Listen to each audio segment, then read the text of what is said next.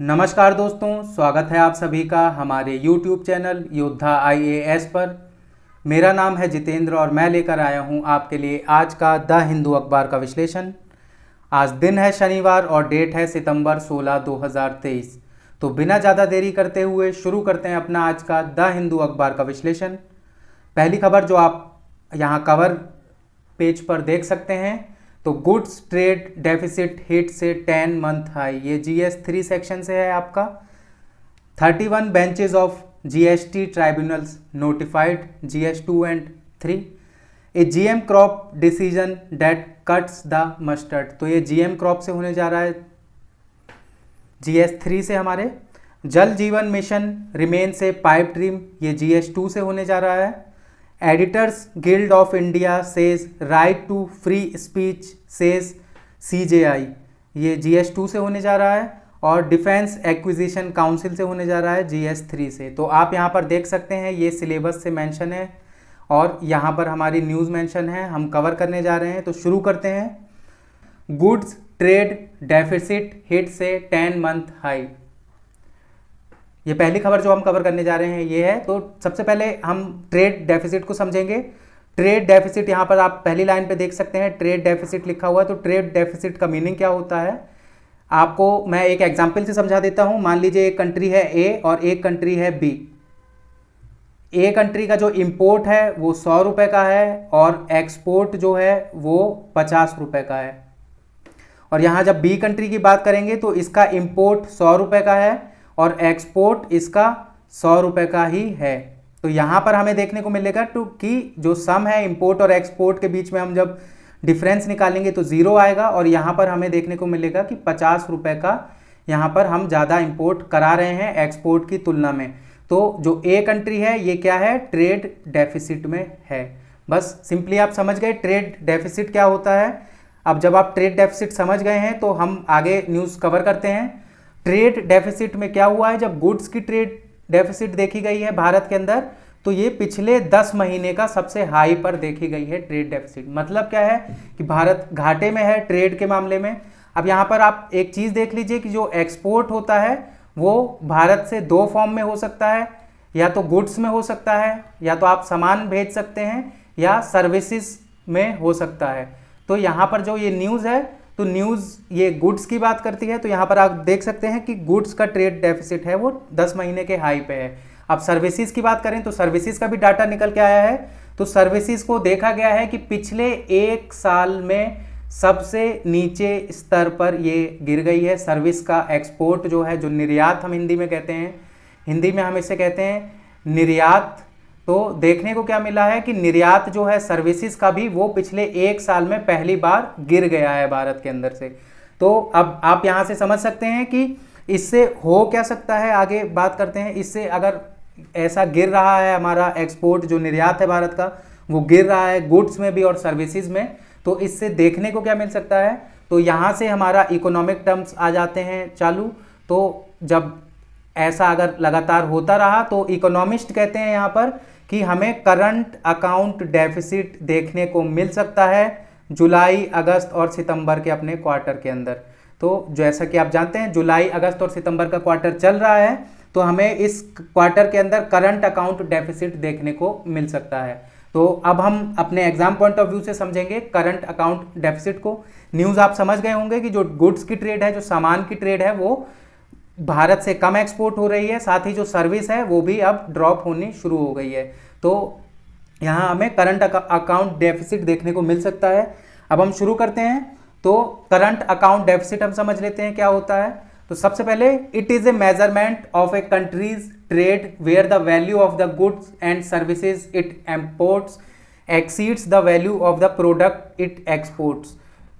क्या कहता है ये कि किसी भी एक कंट्री का अगर इंपोर्ट ज़्यादा है, इंपोर्ट मतलब आयात बहुत ज़्यादा है, लेकिन उसकी तरफ से जो निर्यात है, निर्यात जो एक्सपोर्ट जिसे हम कहते हैं, वो क्या है, वो कम है और इंपोर्ट ज़्यादा है, तो हमें ट्रेड डेफिसिट देखने को मिलेगा। जिससे क्या देखने को मिलेगा, करंट अकाउंट डेफिसिट हमें देखने को मिल सकता है। आगे हम जब बात करते हैं तो ये कहते हैं कि जो बैलेंस ऑफ पेमेंट का अकाउंट होता है, किसी भी एक देश का एक अकाउंट होता है जो ट्रेड से रिलेटेड होता है, बैलेंस ऑफ पेमेंट अकाउंट की बात करते हैं तो यहाँ 3 चीज़ें होती हैं। पहली होती है करंट अकाउंट डेफिसिट, दूसरी होती है कैपिटल अकाउंट डेफिसिट, और तीसरा हमारा जो देखने को हो सकता है तो फॉरेन डेफिसिट। अगर ये तीनों डेफिसिट में हमारे हैं तो हमारा BOP crisis, balance of payment का क्राइसिस देखने को मिल सकता है देश के अंदर। तो यहाँ पर आप आगे की पॉइंट्स हम समझ लेते हैं। तो एक current account deficit indicates that a country is importing more than it is exporting. ये आप समझ चुके हैं कि एक करंट अकाउंट डेफिसिट अगर आ रहा है तो पता चल जाता है कि कोई देश आयात ज़्यादा करवा रहा है लेकिन जो निर्यात है वो कम कर रहा है। अगला देखते हैं, एक current account deficit is not always detrimental to a nation's economy, external डेब्ट may be use to finance lucrative investment. ठीक है, तो हमेशा जरूरी नहीं है कि ये किसी नेशनल की इकोनॉमी को जो करंट अकाउंट डेफिसिट है वो बिल्कुल अच्छे से बता सके कि उस इकोनॉमी के अंदर क्या चल रहा है। यहाँ पर मैंने आपको बता दिया कि करंट अकाउंट डेफिसिट के साथ कैपिटल अकाउंट डेफिसिट भी होता है और फॉरेन डेफिसिट भी, फॉरेन रिजर्व का जो हमारा डेफिसिट है वो भी होता है।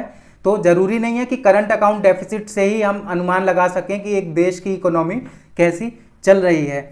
इसके आगे जब हम बात करते हैं, in India the current account deficit could be reduced by, कैसे घटाया जा सकता है भारत के अंदर करंट अकाउंट डेफिसिट को, तो हमें एक्सपोर्ट जो है भारत से, जिसे हम हिंदी में निर्यात कहेंगे, तो निर्यात को हमें बढ़ा देना होगा भारत के अंदर से, जिससे हमें क्या देखने को मिलेगा कि करंट अकाउंट डेफिसिट हमारा कम होता जा रहा है।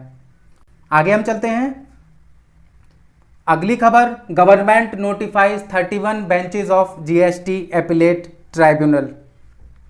तो शुरू से मैं आपको बता देता हूं, तो जुलाई के महीने में 2017 में जब जीएसटी का लॉ लाया गया था भारत के अंदर, तो वहां पर एक प्रावधान रखा गया था कि आगे चलकर जीएसटी के एपिलेट ट्राइब्यूनल्स की हम गठना करेंगे भारत के अंदर, ये कहा गया था जब। और उसी को लेकर क्या है कि जो जीएसटी काउंसिल है, तो पिछले हमारे अभी जब जुलाई निकली है 2023 में, तो जीएसटी काउंसिल ने इस जो प्रावधान था इसे अप्रूवल दे दिया है, जिससे अब क्या होगा कि भारत के अंदर 31 नई जीएसटी एपिलेट ट्राइब्यूनल बेंचेस बनाई जाएंगी।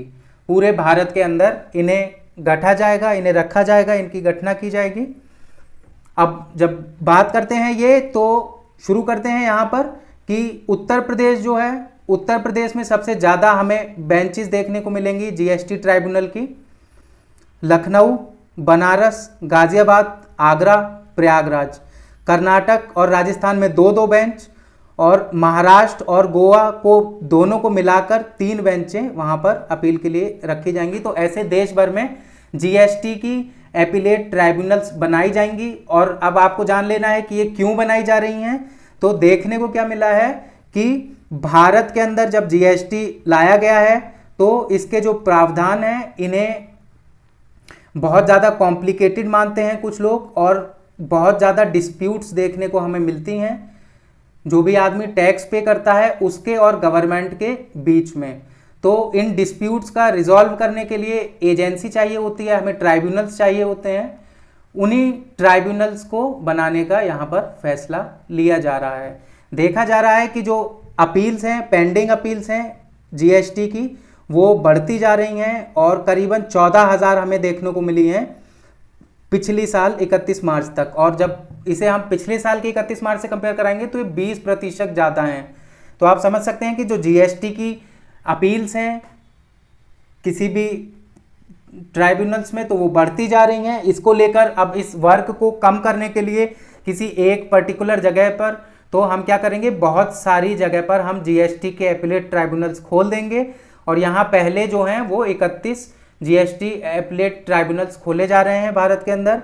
और हमें देखने को मिल सकता है कि नवंबर से जनवरी 2024 तक जो पहले सेगमेंट के जीएसटी एपिलेट ट्राइब्यूनल्स हैं वो एक्टिव हो सकते हैं। आगे हम चलते हैं, तो जल जीवन मिशन से न्यूज़ है। तो सबसे पहले इस न्यूज़ को कवर करने से पहले मैं आपको थोड़ी सी चीज़ बता देता हूं। जल जीवन मिशन को हम कवर कर लेते हैं, उसके बाद हम यहाँ पर आकर इस न्यूज़ को पढ़ेंगे।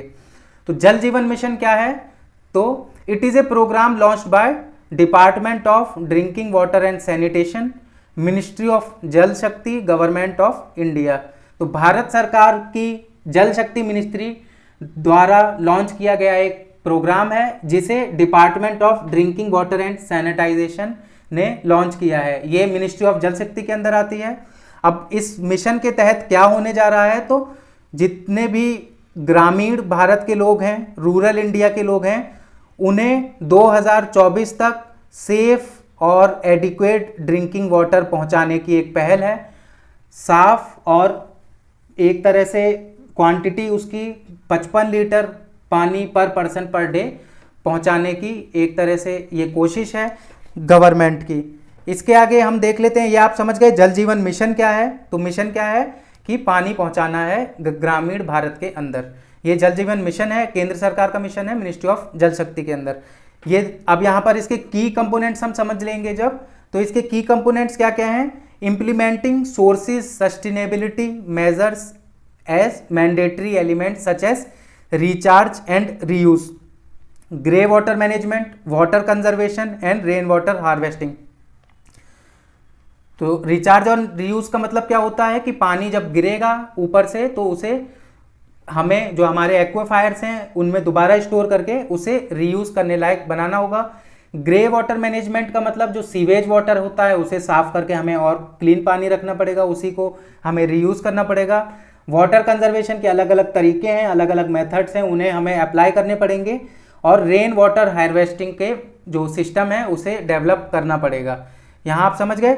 इसके बाद the mission will be based on community based approach पर ये चलाया जाएगा और इसे एजुकेशन के थ्रू और कम्युनिकेशन के थ्रू इसका की कंपोनेंट बनाकर रखा जाएगा। इसके बाद जो मिशन है वो एक जन आंदोलन की बात करता है पानी के लिए। तो इसके लिए इसके तहत क्या है, इस मिशन के तहत क्या है, जल जीवन मिशन के तहत तो मैंने आपको बता दिया है कि 55 लीटर पानी प्रति व्यक्ति प्रतिदिन यहाँ पर देने का ये वादा है गवर्नमेंट का इस मिशन के अंदर से।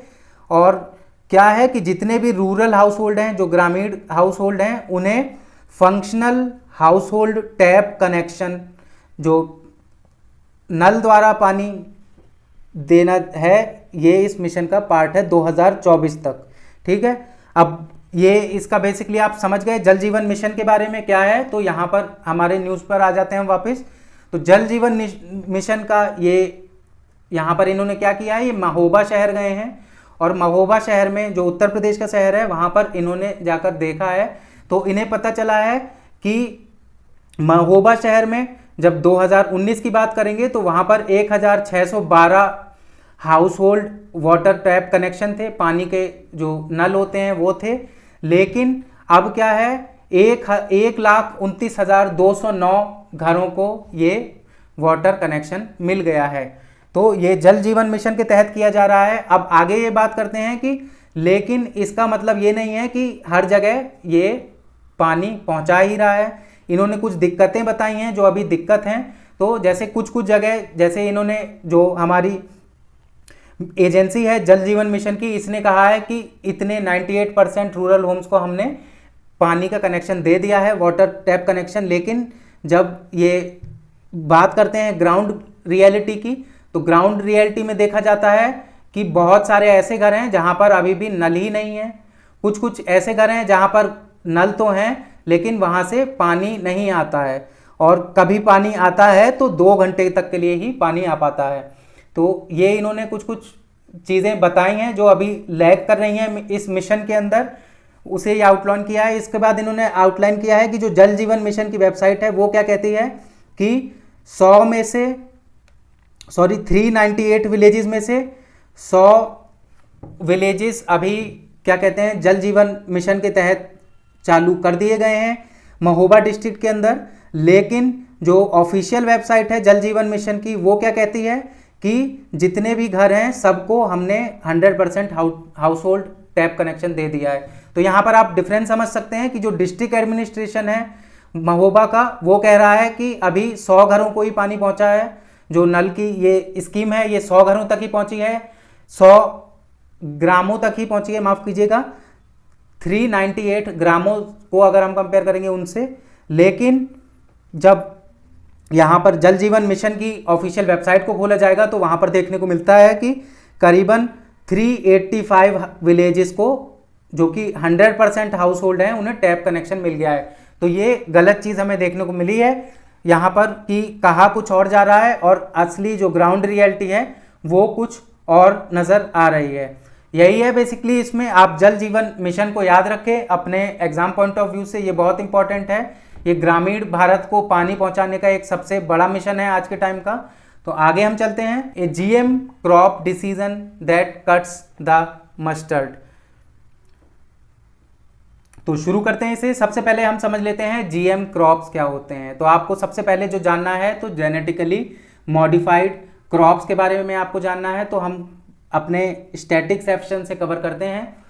तो genetically modified crops are organism whose genetic material has been altered to include certain desirable traits. In crops, genetic modification involves the manipulation of DNA to alter certain characteristics of the crop. क्या है, simple भाषा में आपको बता देता हूँ मैं कि क्या करते हैं, ये जीन्स को हेरा फेरी करते हैं जीन्स की। जैसे ये एक क्रॉप है और एक ये दूसरा क्रॉप है। मैं आपको सिंपली समझा देता हूँ। ये दो क्रॉप्स हैं, ए और बी। क्रॉप ए की खासियत है कि ये अपने ऊपर कोई भी डिजीज़ नहीं लगने देता है, और क्रॉप बी की खासियत है कि ये पैदावार बहुत ज़्यादा देता है। तो ये दो क्रॉप्स की खासियत है। इन्होंने किया क्या है कि इस जीन्स को निकाला है, इस प्लांट का जो जीन है उसे निकाला है, इस प्लांट के जीन को निकाला है, और इन दोनों को जोड़ के मॉडिफाई करके एक नया जीन तैयार कर दिया है और उसे इस पौधे के अंदर डाल दिया है, जिससे जो प्रोडक्ट पौधा निकलेगा, जो हमारा सीड जिसे हम कहेंगे, ये क्या करेगा, ये डिजीज़ से भी बचाव करवाएगा, बीमारी से भी लड़ेगा और साथ ही पैदावार भी ज़्यादा देगा। तो ये बेसिकली जीएम क्रॉप्स होते हैं, जेनेटिकली मॉडिफाइड क्रॉप्स। हम इनके जीन्स में अल्टरेशन कर देते हैं जिससे हमें जो भी डिज़ायर्ड कैरेक्टरिस्टिक है वो मिल सके। अब ये बात करते हैं कि ग्लोबल फूड सिक्योरिटी और न्यूट्रिशन रिपोर्ट आई थी 2019 के अंदर। उसके अंदर हमें देखने को मिला था कि जो जीरो हंगर टारगेट है 2030 तक का, वो अभी हम अचीव करने नहीं जा रहे हैं। और क्यों नहीं अचीव करने जा रहे हैं, क्योंकि देखने को क्या मिलता है कि जो पुराने हमारे कन्वेंशनल क्रॉप्स हैं, जो हमारे सीड्स हैं, वो जेनेटिकली मॉडिफाइड नहीं हैं, जिसकी वजह से उनकी पैदावार कम होती है, बीमारियां उनमें ज़्यादा लग जाती है। तो ये बात करते हैं कि हमें जो जीएम क्रॉप्स हैं उन्हें इस्तेमाल करना ज़्यादा कर देना चाहिए अगर हमें ज़ीरो हंगर टारगेट से अपना निपटना है 2030 के अंदर। इसके बाद ये बात करते हैं ग्रीन रिवॉल्यूशन के टाइम पे भारत के अंदर। तो 1960 से 70 के बीच में भारत के अंदर ग्रीन रिवॉल्यूशन शुरू हुआ था, जिसमें हमें देखने को मिला था कि जो फूड प्रोडक्शन है भारत का वो बहुत ज़्यादा बढ़ गया था। और हमें क्या देखने को मिला था कि जो नई वैरायटी थी, नए हाइब्रिड थे क्रॉप्स जो हमारे भारत में इस्तेमाल किए गए थे ग्रीन रिवॉल्यूशन के टाइम पे, उन्होंने भारत को आत्मनिर्भर बनाने के रास्ते पर चला दिया था खाद्य मसले पर। इसके बाद ये बात करते हैं कि जो agriculture international services for acquisition of agri biotech applications, इसकी 2020 की एक रिपोर्ट है। वो क्या कहती है कि 72 देशों ने अभी तक जेनेटिकली मॉडिफाइड क्रॉप को या तो इस्तेमाल करना शुरू कर दिया है या जानवरों को खाने के तौर पर देना शुरू कर दिया है। कितनी, 72 कंट्रीज़ का। अब ये बात कुछ कंट्रीज़ का नाम बताते हैं, आप यहाँ पर इसे पढ़ सकते हैं, ब्राज़ील, कनाडा, इंडिया।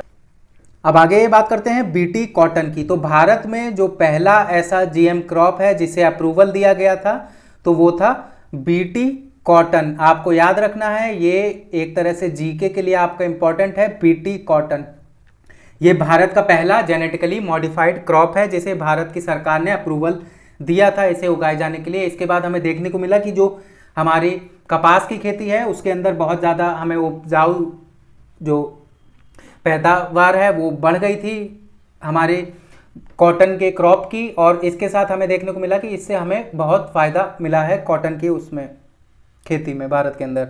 अब ये बात करते हैं एडिबल ऑयल्स की, तेल की बात करते हैं जो हम खाने के लिए इस्तेमाल करते हैं।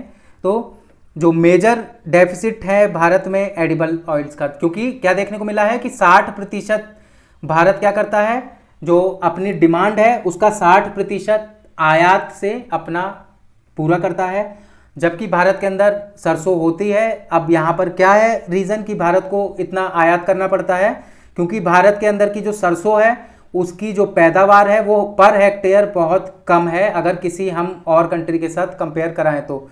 इसी को लेकर जो centre for genetic manipulation of crop plant, university of Delhi south campus, तो इन्होंने क्या किया कि जो हमारे यहाँ का कन्वेंशनल मस्टर्ड क्रॉप था, जो सरसों का हमारा क्रॉप था, उसे जीएम मस्टर्ड बना दिया गया, जिसे हम कहते हैं जीएम मस्टर्ड हाइब्रिड या धारा मस्टर्ड 11। तो जो ये centre for genetic manipulation of crop plants है, इन्हें समझ में आया कि भारत को जो मस्टर्ड है, सरसों है, इसकी पैदावार बढ़ानी होगी भारत के अंदर, तो इसके लिए इस पर जेनेटिकली मॉडिफिकेशन का सिस्टम शुरू किया गया। और जब इसे मॉडिफाई कर दिया गया तो इसे नाम दिया गया है धारा मस्टर्ड हाइब्रिड 11। तो आपको याद रखना है। अब ये जो जीएम मस्टर्ड हाइब्रिड बनाया गया भारत के अंदर, इसे बर्नेस बास्टर सिस्टम यूज करके बनाया गया है। ये आप याद कर लीजिए, बर्नेस बास्टर सिस्टम। इसमें क्या करते हैं हम, जो मेल प्लांट होता है उसकी फर्टिलिटी हमें क्या कर देते हैं, उसमें घटा देते हैं, और उसकी जो पैदावार होती है, उसकी जो ऑफ स्प्रिंग होगी, उसके अंदर उसे दोबारा वापस चालू कर देंगे। इससे क्या बनेगा, हर्बिसाइड टॉलरेंट जीन मिल जाएगा। और हर्बिसाइड टॉलरेंट जो क्रॉप्स होते हैं वो सॉइल के मॉइस्चर को भी बचाते हैं, न्यूट्रिएंट्स को भी बचाते हैं, वीड कंट्रोल में भी काम करते हैं। तो हमें बहुत सारे बेनिफिट्स यहाँ पर देखने को मिलते हैं जो हमारा बर्नेस बास्टर सिस्टम को यूज़ करने का धारा मस्टर्ड हाइब्रिड 11 के अंदर। अब ये बात करते हैं कि सेल्फ रिलायंस की बात करते हैं। तो जेनेटिक इंजीनियरिंग अप्रेजल कमेटी ने 25 अक्टूबर 2022 को धारा मस्टर्ड 11 को अप्रूवल दे दिया था कल्टीवेशन के लिए। आपको याद रखना है कौन सी एजेंसी देती है अप्रूवल अगर भारत के अंदर किसी जेनेटिकली मॉडिफाइड क्रॉप को यूज़ करना होगा, तो ये है जेनेटिक इंजीनियरिंग अप्रेजल कमेटी, जिसे हम शॉर्ट फॉर्म में कहते हैं GEAC। ये ministry of environment, forest and climate change के अंदर आपको देखने को मिलेगी। अब यहाँ पर हमें क्या देखने को मिलेगा कि जो पैदावार है वो पर हेक्टेयर के टर्म्स पे बढ़ जाएगी। जो पैदावार है वो बढ़ जाएगी अगर जब धारा मस्टर्ड हाइब्रिड 11 को हम इस्तेमाल करने लगेंगे खेती में। ये हमारी एक सरसों की नया क्रॉप है जिसे जेनेटिक इंजीनियरिंग अप्रेजल कमेटी ने अप्रूव कर दिया है 2022 के अंदर। आगे हम देख लेते हैं अपने एग्जाम पॉइंट ऑफ व्यू से, स्टैटिक सेक्शन से। तो मैंने आपको पहला तो बता ही दिया है कि जेनेटिक मॉडिफाइड क्रॉप्स क्या होता है। अब इंडिया के लेवल पे समझ लेते हैं।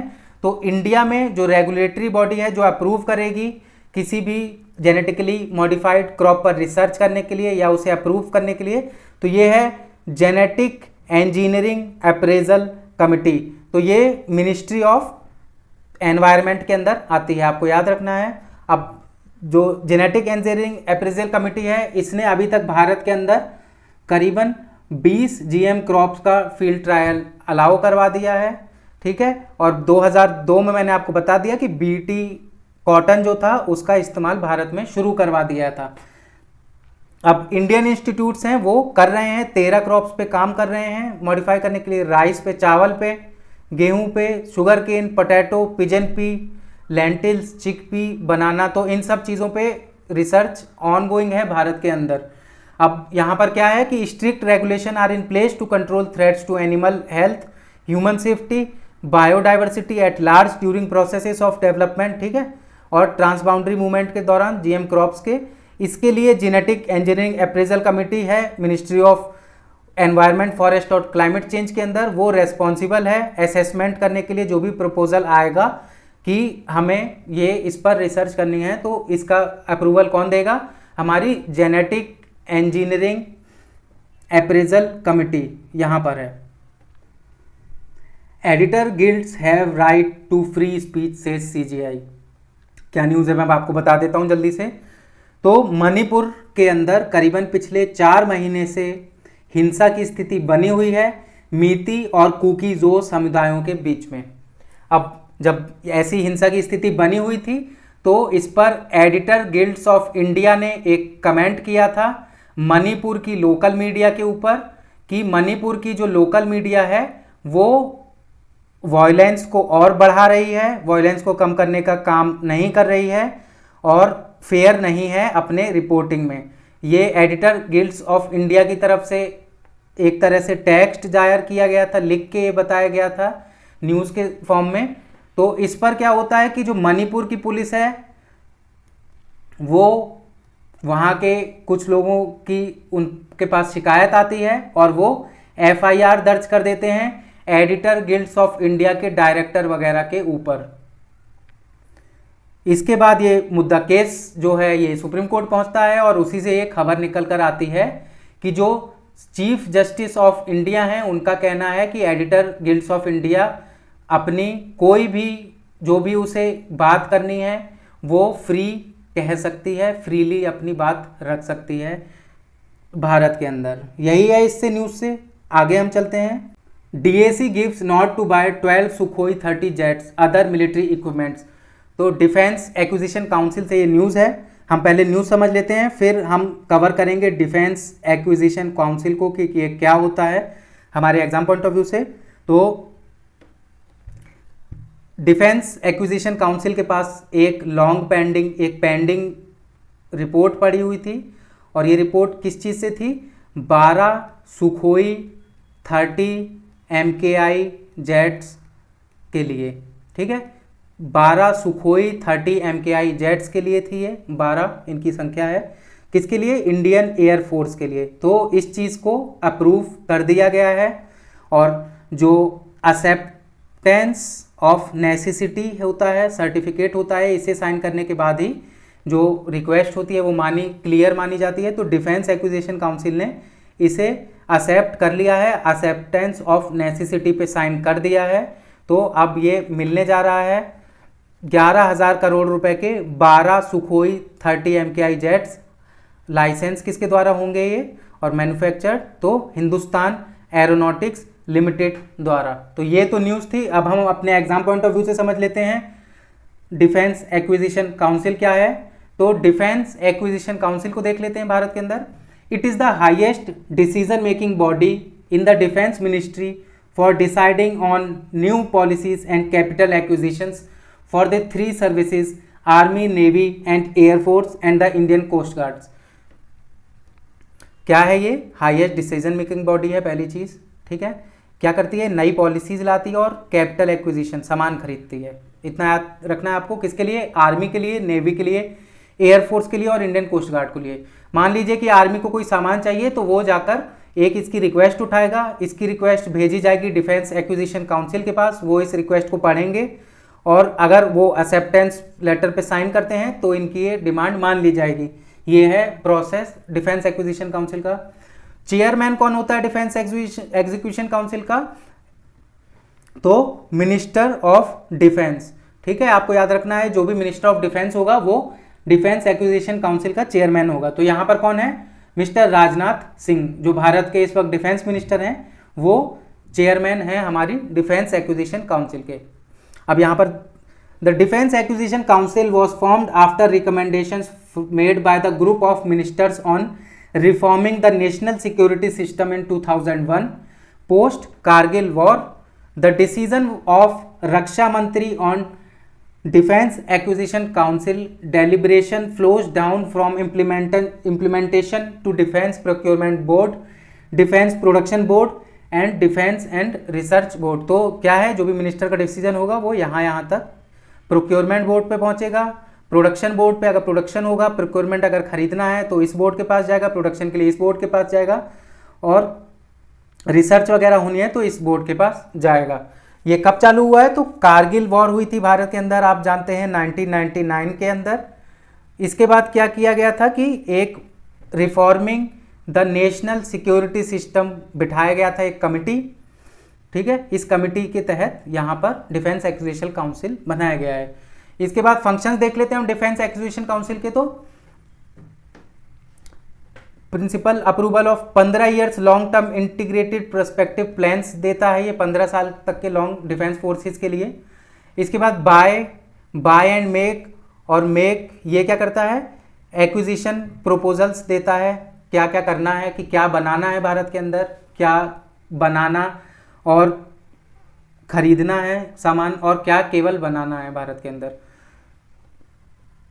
Decision regarding offset provision in respect of acquisition proposals above ₹300 crore.